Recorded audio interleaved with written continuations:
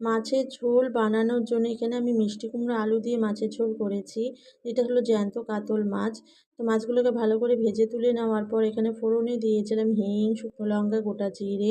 এরপর রেগুলার যা মশলা থাকে তাই দিয়েছি আর সামান্য একটু পাঁচফোড়ন অ্যাড করেছিলাম। পেস্ট মশলাটা দিয়ে দেওয়ার পর এখানে আমি একটু মিষ্টি কুমড়ো আলুটাকে প্রেসারে সিটি দিয়ে নিয়েছি আর জলটা দিয়েই আমি রেখে দিয়েছিলাম, সেটা দিয়ে মশলাটা কষে নিয়েছি। এরপরে আমি মিষ্টি কুমড়ো আলুটাকেও দিয়ে দিলাম। দিয়ে নিয়ে ভালো করে কষে নেব।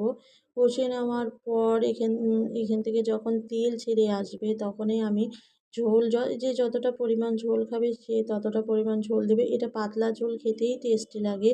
তো আমি একটু বেশি পরিমাণে ঝোল দিয়ে দিয়েছি।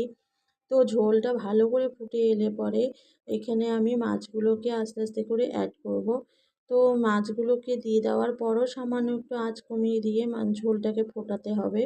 তো ফুটে যাওয়ার পর ধনেপাতা একটু সামান্য দিয়ে দিয়েছি। এর মধ্যে আর অন্য কোনো মশলাই আমি দেব না। ধনেপাতার সেন্টটা আর মশলার যে পাঁচফোড়ন দিয়েছি সেই সেন্টে খুবই ভালো লাগে। তো আমাদের তো খুবই ভালো লেগেছিলো। তোমরা একবার করো।